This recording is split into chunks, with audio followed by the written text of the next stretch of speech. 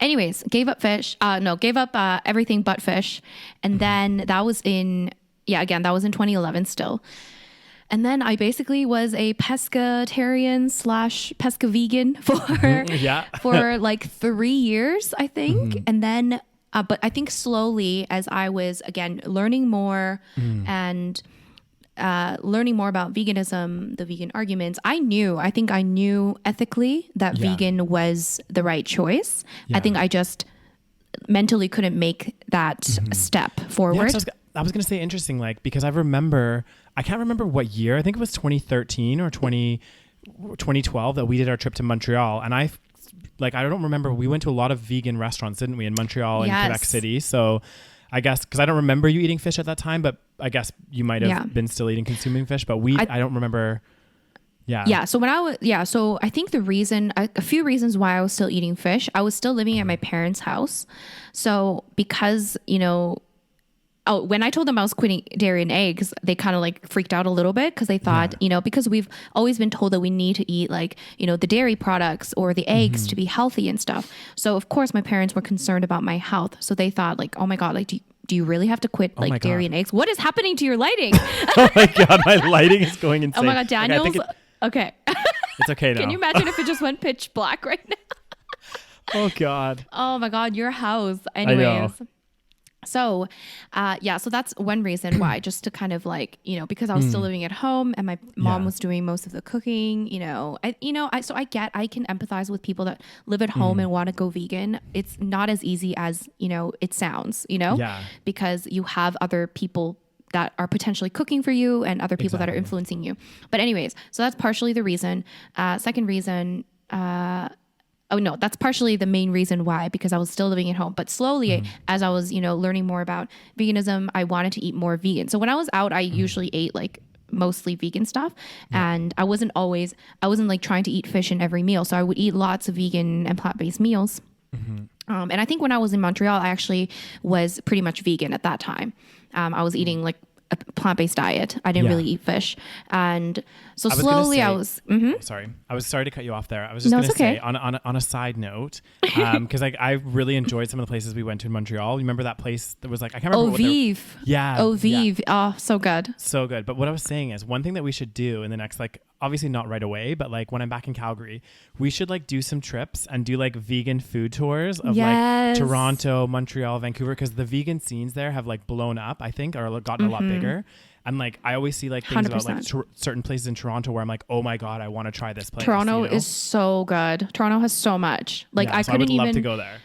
Yeah, I was there a few years ago and I couldn't even go to all the places because there was just so much. So I could only I went to a lot. Don't get me wrong, but there was some places I missed. And there's so much. We should definitely do a vegan trip. Yes. Okay. Anyway, sorry. We're going to get so fat. Anyways, so what was I saying? Oh yeah. So, so I was like slowly, like I was still eating lots of vegan stuff, but sometimes eating the fish. So I wasn't fully ready to identify. That's another thing. It's like the identity thing. It's like, oh my God, am I ready? Because calling yourself vegan is like a big deal. You know what I mean? Yeah. It's like, am I ready to call myself vegan? Am I ready to make that step forward? Because like once you call yourself vegan, it's hard to come back from that. You know what I mean? It's easy to kind of like climb up that way and slowly make your way. Yeah. Do you think that part of it, why you might have had that identity where you're like, you're not quite ready to take that leap is because like, and this is my experience, but like a lot of the vegans that I did know or had met were really extreme and really like, not extreme, but like, because I looked at my group of friends and how I want to fit into society and everything else. And vegan does go slightly against that, but I think there's a way to go about being a vegan and still maintaining a social life and everything normalcy else. Exactly. So I think that might have been a stepping block as well to think, oh, I'm ready to, like, I want to be a vegan. I want to call myself a vegan, but I don't want people to think of me differently either. Do you know what I mean? Like, yeah, I'm trying to think. I think, partially yes, because I think that it was more for me. It's more like, I don't think I minded people thinking of me differently slightly because I was always pretty outspoken and I didn't really care that much. But it was more so that I didn't really feel like I fit in with any group at that point. Because I'm like, I don't really fit in with the vegans because I'm not really vegan. And I also am not like, you know, living in a forest and eating bananas and mangoes all day. But I'm also like some people. Savage.